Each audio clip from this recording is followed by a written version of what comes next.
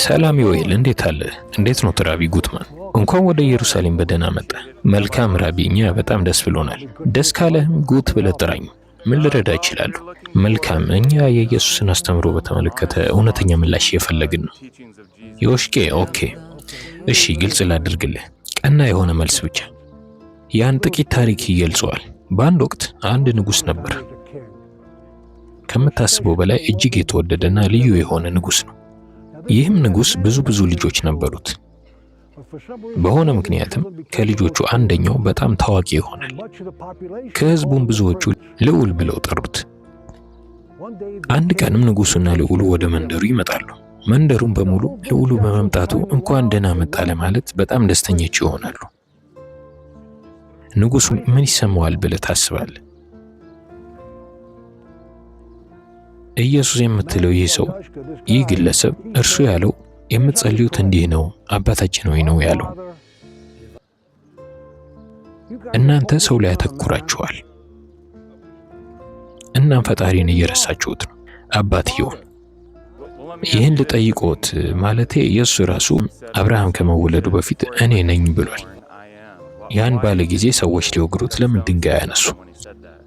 በኦሪት የሚለው በዚህ ቀን ማወቅ አለባችሁ፣ በልባችሁም አድርጉት፣ እርሱ አምላክ ነው በላይ በሰማይ እና በታች በምድር፣ ሌላ ምንም ነገር የለም፣ ከአምላክ ውጪ ማንም የለም። አምላክ ነው እኔ ነኝ የሚለው። በሂንዱይዝም ካየ እነርሱ ያ ሰው አምላክ ነው ይላሉ። ያ ጣዖት አምላኪነት ነው። ፈጣሪ ሁሉም ነው። ስለዚህ ለሰው አምላክ ነኝ ማለት ጣዖት አምላኪነት ነው ማለት ነው። አምላክ ሁሉም ነው። ያ ሰው እኔን ጨምሮ ሁሉም ፈጣሪ ነው ቢል ያ ጣዖት አምላኪነት አይደለም። ፈጣሪ የማይወሰን ነው። ፈጣሪ የማይገደብ ነው። ያ ሰው የማይገደብ አይደለም፣ እርሱ ውስን ነው። ኢየሱስ ሰንበትን ጠብቋል ብሎ ያምናሉ። በመጽሐፉ መሰረት እንዳልጠበቀ ራሱ ተናግሯል። በሙሴ ጊዜ ሰው እንጨት በመሰብሰቡ ምክንያት ሰንበትን ጥሷል። እነርሱም ምን ማድረግ እንዳለባቸው ፈጣሪን ጠየቁ እና በእነዚያ ጊዜያት ሰው እንዲህ ያለ ነገር በማድረጉ ይገደል ነበር። እንግዲህ እናንተ ባላችሁ በዚያ መጽሐፍ እሱ በሰንበት ሄዶ ተክል ቀንጥሷል። ከዚያም የሰው ልጅ ከሰንበት ይበልጣል፣ ሰንበትም ለሰው ልጅ ነው ብሏል። ወይም እርሱ የሰንበት ጌታ እንደነበርም ተናግሯል እኮ። ኦኬ፣ ስለዚህ እኛ በሻባት በሰንበት ተክላት በጥሱ የሚል ቅዱስ መጽሐፍ አለን እና ይሄ ሰው መጥቶ ደግሞ ችግር የለውም ይላል። ታዲያ አቀበለዋለሁን? ይኸውልህ የሆነውን ተመልከት። እኛ በእምነት ብቻ መሄድ የለብንም። ያን ሃይማኖት ነው ብሎ የሚያምን እያንዳንዱ ይሁዲ የልጅ ልጆች የሆኑት ይሁዲዎች ሉቃስና ዮሐንስ ከዚያ ወደ ይሁዲዎች አይሆኑም። ፈጣሪ አይበለውና የእናንተ እምነት የሚለው የእኔን ሕዝብ መጥፋት ነው። ያን ደግሞ እኔ አልፈልገውም። ስለዚህ ኢየሱስ ሌላው የሰራው ነገር አንድን ሰው ወደ እርሱ አመጡ፣ በእርሱም ፊት አስተኙት። እርሱም ሽባ ነበር። ከዚያ እርሱ ለሰውየው ኃጢአት ተሰርዮልሃል አለው። ያም ስድብ ሆኖ ተጠርቷል። ለምን?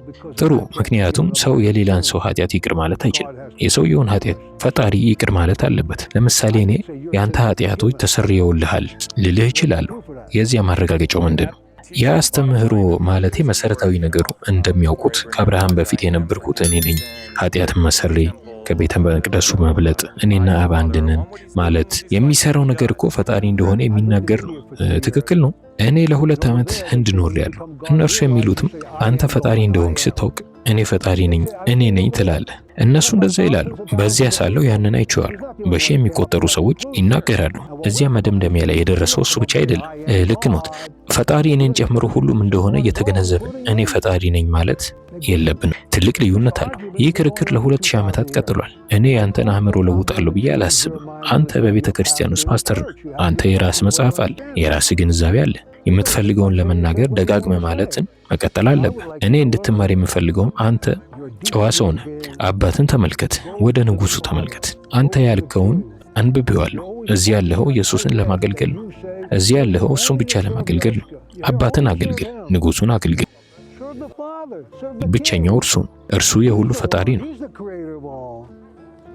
እኔ የእሱ ትምህርቶች እውነት እንደነበሩ እንደ ፋሲካ ጠቦት ኃጢአቴ ይሰረይ ዘንድ ለመስዋዕትነት ዓላማ መስዋዕት ለመሆን ሰው የሆነና ስጋን የወሰደ አምላክ እንደሆነ አምናለሁ። ኦሪት በግልጽ ይነግረናል። ማንም ሰው ስለ ሌላ ሰው ኃጢአት አይሞትም። አባት ለልጁ ኃጢአት አይሞትም፣ ልጅም ለአባቱ ኃጢአት አይሞትም። ቅዱስ መጽሐፍ ይህን ይነግረናል።